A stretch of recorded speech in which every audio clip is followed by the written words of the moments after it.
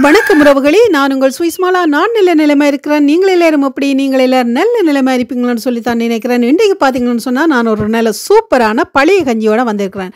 இந்த பழைய கஞ்சியை பார்த்தீங்கன்னு சொன்னால் நீச்ச தண்ணின்னு சொல்லிவினோம், நீராகாரம்னு சொல்லிவினோம். ஆனால் நாங்கள் இதை பழைய கஞ்சி என்று சொல்லியே பழகிட்டோம். என்னபடியா பழைய கஞ்சி என்றே சொல்லுவோம். இந்த பழைய கஞ்சியில் பார்த்தீங்கன்னு சொன்னால் நல்ல பாக்டீரியாக்கள் உருவாகி எங்களுக்கு நிறைய நன்மைகளை அள்ளித்தர்ற ஒரு காலை சிற்றுண்டியாக இருக்குது. வாங்கோ இது எப்படி செய்கிறேன்னு சொல்லி நாங்கள் பார்ப்போம். இந்த நீராகாரத்தை செய்கிறதுக்கு குத்தரிசி சோறு, நல்ல சூப்பரான குத்தரிசி சோறு முதல் நாளே நான் தண்ணிக்குள்ளே போட்டு வச்சிருக்கிறேன். மற்றது ஒரு பிடி கையளவு சின்ன வெங்காயம் எடுத்திருக்கிறேன், 3 பச்சை மிளகாய் எடுத்திருக்கிறேன், கல்லுப்பு எடுத்திருக்கிறேன், ஒரு மேசக்கரண்டி தயிர் எடுத்திருக்கிறேன், ஒரு மேசக்கரண்டி ஊறுகாய் எடுத்திருக்கிறேன். இப்போ வாங்கோ இதை எப்படி செய்கிறேன்னு சொல்லி பார்ப்போம். இப்போ பார்த்தீங்கன்னு சொன்னால் நான் சின்ன வெங்காயங்களை உரித்து கொண்டிருக்கிறேன். ஃப்ரெண்ட்ஸ், நம் முன்னோர்கள் காலையில் சின்ன வெங்காயம் பச்சை மிளகாயுடன் தான் கூடுதலான உணவுகளை சாப்பிட்டு வந்திருக்கிறோம். ஏன்னு சொன்னால் இதில் நிறைய புரதச்சத்து, தாது உப்புகள், வைட்டமின்கள் இருக்குது. உடலில் உள்ள கெட்ட நீரை இது வெளியேற்றும் என்று சொல்லினோம். பச்சை மிளகாய் சாப்பிடும் பொழுது வாயில் வர்ற புண்கள் இருக்குத்தானே, அந்த புண்கள் மற்றது கண்ணில் வர்ற வலி எல்லாமே மாறுமென்று சொல்லினோம். பச்சையாக சாப்பிட்டால் ஊட்டச்சத்துக்கள் எங்களுக்கு முழுமையாக கிடைக்குமா. சிறுநீரக பிரச்சனைகள் இதில் பார்த்தீங்கன்னு சொன்னால் முக்கியமாக நாங்கள் பார்த்தோம்னு சொன்னால் உடல் எடையை குறைக்கக்கூடியதாக இந்த வெங்காயம் இருக்குதாம். கொழுப்பையும் குறைக்குமாம், இரத்தத்தின் சீரான தன்மையை அப்படியே வச்சிருக்குமாம். இதய நோய் உள்ளவர்களுக்கு மிகச்சிறந்த உணவு வெங்காயம் என்று சொல்லப்படுது. நோய் எதிர்ப்பு சக்தி, புற்றுநோய் எதிர்ப்பு சக்தி, எல்லா சக்திகளையும் கொடுக்கக்கூடியதாக இந்த சின்ன வெங்காயம் இருக்குது. என்னபடியாக இந்த சின்ன வெங்காயத்தை நாங்கள் உணவில் சேர்க்கிறதுக்கு தயங்கவே கூடாது ஃப்ரெண்ட்ஸ். நாங்கள் முழுமையாக இந்த சின்ன வெங்காயத்தை பயன்படுத்துறதுல ஏராளமான நன்மைகளை நாங்கள் பெறக்கூடியதாக இருக்கும். இந்த பழைய கஞ்சியில் பார்த்தீங்கன்னு சொன்னால் சின்ன வெங்காயம் சேரும்போது நோய் எதிர்ப்பு சக்தி பெருக வேண்டும். அதுவும் அதிகாலையில் சாப்பிட வேண்டும்னு சொல்லியும், அப்படி சாப்பிட்டால் உடல் நல்ல லேசாகவும் எங்களுக்கு நல்ல சுறுசுறுப்பாகவும் இருக்குமென்னு சொல்லினோம். மற்றது பார்த்தீங்கன்னு சொன்னால் இந்த அல்சர் இருக்குதானே, அல்சர் குடற்பிரச்சனை உள்ளவர்களுக்கு இது ஒரு நல்ல ஒரு மருந்துன்னு கூட சொல்லினோம். உடல் சூட்டை நல்லா தணிக்குமா. மற்றபடியாக நாங்கள் இதை கோடை காலத்தில் சாப்பிட்றது சூப்பராக இருக்குமென்னு சொல்லி நான் நினைக்கிறேன். குடல் புண், வயிற்று வலி போன்றவற்றை இதை குணப்படுத்தக்கூடிய சக்தி இருக்குதாம். அதிலும் பார்த்தீங்கன்னு சொன்னால் இன்னும் ஒரு முக்கியமான விஷயம் வந்து கொண்டிருக்குது. அழகாக ஜொலிப்பதற்கும் ஆண்மையை அதிகரிப்பதற்கும் இந்த ஊட்டச்சத்து எங்களுக்கு பெரிய அளவில் உதவி செய்யுது. இந்த பழைய சோத்தில் பார்த்தீங்கன்னு சொன்னால் 100 கிராம் பழைய சோற்றில் 134 கலோரிகள் இருப்பதாகவும் சொல்லப்படுது. உலகிலே தலை சிறந்த காலை உணவு இந்த பழைய கஞ்சின்னு சொல்லித்தான் சொல்லிக்கணும். பாருங்கோ, எங்களோட முன்னோர்கள் இந்த தலை சிறந்த உணவைத்தான் உண்டு ஆரோக்கியமாக வாழ்ந்து வந்திருக்கிறார்கள். இப்போ பார்த்தீங்கன்னு சொன்னால் நான் வெங்காயம் எல்லாம் உரிச்சு முடிஞ்சது. இப்போ வெட்டி கொண்டிருக்கிறேன். இதை கையால் தான் வெட்டுறேன். ஏன்னு சொன்னால் பட்டமாக வெட்டி எடுக்கணும். அப்போ தான் நல்ல நாங்கள் பிணைஞ்செடுக்கிறதுக்கு அந்த கேரம் நல்ல வடிவாக அந்த சோட்டோட இணையம். என்னபடியாக சின்ன நான் கையால் வட்டமாக வெட்டி எடுத்து கொண்டிருக்கிறேன். பாருங்கோ. அடுத்தது பார்த்தீங்கன்னு சொன்னால் இதில் அடங்கியுள்ள சத்துக்கள் B6, B12, புரதச்சத்து, இரும்பு சத்து, பொட்டாசியம் என்று எக்கச்சக்கமான சத்துக்களை இது அடக்கி இருக்குது. அதிலும் பார்த்தீங்கன்னு சொன்னால் இந்த லேக்டிக் ஆசிட் பாக்டீரியா தான் அந்த புளிப்பு சுவையை எங்களுக்கு இந்த கஞ்சியில் தருதுன்னு சொல்லப்படுகிறது. இதில் நார்ச்சத்து, அதாவது மலச்சிக்கல் இல்லாமல் உடலை சீராக இயங்க செய்கிறது. மற்றது இரத்த அழுத்தம் கட்டுக்குள்ளே அடங்கும்னு சொல்லி உங்களுக்கு ஏற்கனவே நான் குறிப்பிட்டிருக்கிறேன். மற்றது அலர்ஜி அரிப்பு போன்றவற்றை கூட சட்டென்று சரியாக்கிவிடும் தன்மை இந்த பழைய கஞ்சிக்கு இருக்குதுன்னு சொல்லப்படுகிறது.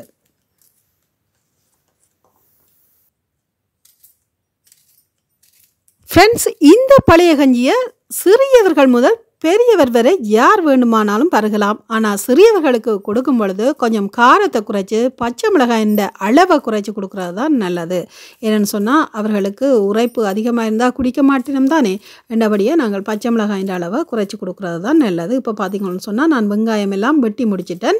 இனி பார்த்தீங்கன்னு சொன்னால் நான் பச்சை மிளகாய் வெட்ட போகிறேன். பச்சை மிளகாயையும் கையாலேயே வெட்டி எடுக்க போகிறேன்.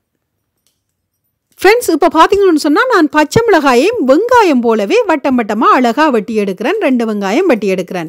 இந்த பச்சை மிளகாய் வந்து எங்களோட மூளையின் செயல்பாடுகளை தூண்டுமென்னும் சொல்லினோம். அதே நேரத்தில் பார்த்தீங்கன்னு சொன்னால் உடலை வந்து குளிர வைக்குமாம், மற்றது ஹார்மோன்களை வந்து நல்லாக சுரக்க வைக்குமாம், இரத்தத்தில் உள்ள கொழுப்பையும் அகற்றுமாம், மற்றது இதனால் வந்து அந்த இருதய ஆரோக்கியம் வந்து நல்லா மேம்படுமாம், உணவையும் வந்து நல்லா எளிதில் ஜீரணம் செய்யுமாம். இப்போ பார்த்தீங்கன்னு சொன்னால் ஃப்ரெண்ட்ஸ், இந்த கஞ்சியை வந்து பழைய சோற்றை வந்து நாங்கள் கையால் நல்லா பிணைஞ்செடுக்க வேணும்.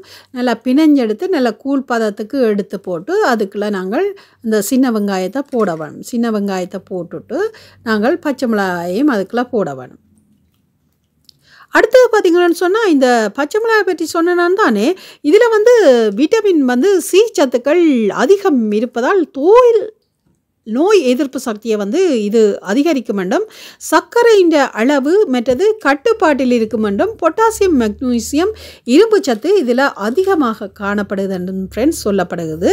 பச்சை மிளகாய் வந்து சிலிக்கான் சத்து அதிகம் இருப்பதால் தலையில் வந்து இரத்த ஓட்டத்தை சீராக்கி முடி உதிர்வதை குறைக்க உதவுகிறது. பெண்களே கவனிங்கோ, தலையில் இரத்த ஓட்டத்தை சீராக்கி முடி உதிர்வதை நல்லா குறைக்குதா. இப்போ பார்த்தீங்கன்னு சொன்னால் நான் உப்பு போடுறேன். இதுக்கு தேவையான அளவு உப்பு போடுறேன்.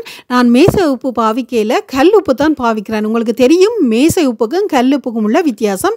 அடுத்தது பார்த்தீங்கன்னு சொன்னால் நான் தயிர் போட போகிறேன். தயிர் வந்து நீங்கள் தாராளமாக சேர்த்து கொள்ளலாம். ஆனால் ஃப்ரெண்ட்ஸ், நான் ஒரு மீசக்கரண்டி தயிர் தான் பாவிக்கிறேன். எனக்கு இது போதுமானதாக இருக்கும். தமிழர் உணவில் வந்து முக்கியமானது வந்து தயிர். இந்த தயிரை வந்து நீங்கள் தாராளமாக பயன்படுத்தலாம். இந்த தயிரில் பார்த்தீங்கன்னு சொன்னால் செரிமானத்துக்கு வந்து மிகவுமே நல்லது. அதாவது உடல் எடையை குறைக்கிறதுக்கு இது முக்கியமான ஒரு பங்கை வகிக்குது. ஃப்ரெண்ட்ஸ் நல்லா கவனிங்கோ, உடல் எடையை குறைப்பதற்கு நோய் எதிர்ப்பு சக்தியை வழங்குமாம். அதோடு பார்த்தீங்கன்னு சொன்னால் ஆரோக்கியமான சருமம் எங்களுக்கு கிடைக்குமாம். ஆரோக்கியமான சருமம் எங்களுக்கு கிடைக்குமாம். எலும்பும் நல்லா வளர்ச்சி வருமாம். என்னபடியாக இந்த தயிரை நாங்கள் தாராளமாக பாவிக்கலாம். அடுத்தது பார்த்தீங்கன்னு சொன்னால் ஒரு மேசக்கரண்டி ஊறுகாய் எடுத்துருக்கிறேன். இதில் முழுக்க நான் போட போகிறதில்ல, ஒரு துண்டை எடுத்து தான் குழைக்க போகிறேன். ஏன்னு சொன்னால் தயிரும் புளிப்பு, இந்த ஊறுகாயிலும் புளிப்புத்தன்மை இருக்குது. என்னபடியாக ஒரு துண்டு காணும். இதை நல்லா போட்டு வடிவாக பிணைஞ்சு எடுக்க வேணும். ஃப்ரெண்ட்ஸ் வந்து இந்த ஊறுகாயை வந்து நாங்கள் சுவைக்காகத்தான் பயன்படுத்துவோம். இதில் வந்து இயற்கையிலே வந்து கெட்ட பாக்டீரியாக்கள் வைரஸ்களுக்கும் எதிராக செயல்படுற தன்மை ஒன்று இருக்குது. நோய் எதிர்ப்பு சக்தியை வலுப்படுத்தும் என்றும் சொல்லப்படுகின்றது. இதில் வந்து விட்டமின் பி, விட்டமின் சி என்ற சத்துக்கள் அடங்கி இருப்பதால் அலர்ஜி எதிர்ப்புகளை வந்து குறைப்பதற்கான வாய்ப்பு இருக்குது என்றும் சொல்லப்படுகின்றது. இதில் வந்து சிட்ரிக் அமிலம் இருப்பதால் வந்து எலும்புகளை வந்து வலுப்படுத்துமாம், மற்றது இரத்த சோகையை கட்டுப்படுத்துமாம். ஊறுகாயை உங்களுக்கு கிடைக்காட்டிக்கு நீங்கள் இதுக்கு பார்த்தீங்கன்னு சொன்னால் தேசிக்காயும் பயன்படுத்தலாம். என்னட்ட ஊறுகாய் இருந்தபடியாக நான் ஊறுகாய் போட்டிருக்கிறேன். நீங்கள் தேசிக்காய் இருந்தால் தேசிக்காயும் பாவிக்கலாம். பாருங்க, இப்போ எல்லாத்தையும் நல்லா கலந்து எனக்கு சூப்பரான ஒரு பழைய கஞ்சி கிடைச்சிட்டுது. இந்த பழைய கஞ்சி பாருங்கோ, சிறியவர்கள் முதல் பெரியவர்களை யார் வேண்டுமானாலும் கோடை காலத்தில் பருகி கொள்ளலாம். உடல் வெப்பத்தை குறைக்கிறதுக்கு இது சூப்பரான ஒரு நீராகாரம். கோடை காலத்தில் வந்து இது ஒரு சிறந்த உணவு. அதோடு மட்டும் இல்லை, பார்த்தீங்கன்னு சொன்னால் இதில் கலந்திருக்கிற எல்லா பொருளுமே எங்களுக்கு ஆரோக்கியமாகவும் அதே சமயம் இளமையாகவும் இருப்பதற்கு முன்னோர்களின் கண்டுபிடிப்பாக இது இருந்திருக்கிறது. முன்னோர்களின் இளமையான ரகசியம் இதுதான். உடலுக்கு அதிகமான சக்தியை தந்து நாள் முழுக்க சோர்வின்றி வேலை செய்ய உதவியாக இருக்கிறது. வாங்கோ, இந்த பழைய கஞ்சிக்கு நாங்கள் எல்லாரும் மாறுவோம். அடுத்தது பார்த்தீங்கன்னு சொன்னால் இந்த பழைய கஞ்சியை நாங்கள் எண்ணத்தோடு சாப்பிடலாம். அதாவது சுட்ட அப்பளம், நாங்கள் பொரிச்ச அப்பளம்னு சொல்லுவோம். பொரிச்ச அப்பளம் நீங்கள் பாவிக்கலாம். அதிலும் விட எல்லாத்துலேயுமே பெஸ்ட்டானது வந்து சுட்ட கருவாடு. சுட்ட கருவாடை எப்படி சுட்டெடுக்கிறேன்னு சொல்லி நான் சொல்கிறேன், இந்த அனுபவத்திலும் சொல்கிறேன். ஃப்ரெண்ட்ஸ், ஊரில் பார்த்தீங்கன்னு சொன்னால் விறகு அடுப்பில் சமைச்சு போட்டு அந்த தணல் இருக்கும் தானே, அந்த தணலுக்குள்ள வந்து அந்த நல்ல சூட கருவாடு தான் இதுக்கு சூப்பராக இருக்கும்.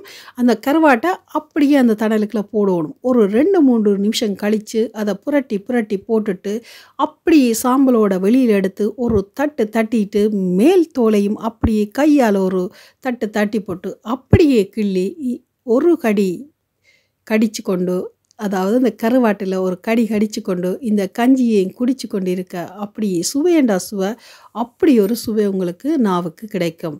அவ்வளவு சுவையான ஒரு கஞ்சியோட அதோட பார்த்திங்கன்னு சொன்னால் இனி இல்லையண்ட சத்துக்களும் நிறைஞ்சது தான் இந்த கஞ்சி. இந்த கஞ்சியை எப்படி தயாரிக்கிறது, இதில் என்னென்ன சத்துக்கள் அடங்கி இருக்குது, இதுக்கு என்னென்ன பொருத்தமான உணவுகள்னு சொல்லி எல்லாம் உங்களுக்கு தந்திருக்கிறேன். இந்த காணொளி உங்களுக்கு பிடிச்சிருந்தால் லைக் பண்ணுங்க, ஷேர் பண்ணுங்க, சப்ஸ்கிரைப் பண்ணுங்க. அப்படியே பக்கத்தில் இருக்கிற பெல் பட்டனை நீங்கள் அழுத்தினா தான் நான் போடுற காணொளி எல்லாம் உங்களுக்கு உடனுக்குடனே வந்து சேரும். இப்படியான எங்களுடைய பாரம்பரிய உணவுகளை உங்களுக்காக நான் தர காத்திருக்கிறேன். மதிய நேர உணவுகளை விட காலை உணவு நாங்கள் ஆரோக்கியமாக உண்பது மிகவும் சிறந்தது. இன்றைக்கு பார்த்திங்கன்னு சொன்னால் மக்கள்கிட்ட பல மாற்றங்கள் காலை உணவில் ஏற்பட்டிருக்குது. அது சத்துக்கள் நிறைந்ததா இல்லையா என்பது கேள்வி அல்ல. சத்துக்களான உணவை நாங்கள் மறந்து விட்டோமா என்பதுதான் கேள்வி. என்றபடியாக இந்த மறைந்த உணவுகளை மீட்டெடுத்து எங்களுடைய குழந்தைகளுக்கும் இதனுடைய பலனை நாங்கள் சொல்லி அதை மீண்டும் கொண்டு வந்து எங்களுடைய மக்களை ஆரோக்கியமான மக்களாக மாற்றி நோயின்றி வாழ நாங்கள் இப்படியான உணவுகளை அவர்களுக்கு சொல்லி இப்படித்தான் இதுகளெல்லாம் தயாரிக்கப்படுகிறது, இதில் உள்ள சத்துக்களை எல்லாம் சொல்லி அவர்களை எங்களுடைய பழைய உணவு முறைகளுக்கு மாற்ற வேண்டும். பார்த்திங்கன்னு சொன்னால் எங்களோட நாட்டிலும் சரி இங்கேயும் சரி காலை உணவில் பாரிய மாற்றங்கள் ஏற்பட்டு கொண்டிருக்குது. அந்த உணவுகள் எல்லாம் ஓரளவு சத்துக்களைத்தான் கொடுக்கக்கூடியதாக இருந்தாலும் இப்படியான உணவுகள் முழுமையான சத்துக்களை அடக்கி இருக்கிறது. என்றபடியாக இப்படியான உணவுகளை நாங்கள் எங்களுடைய மக்களிடையே சொல்லி எங்களுடைய குழந்தைகளுக்கு சொல்லி அவர்களை மாற்றமடைய செய்ய வேண்டும்.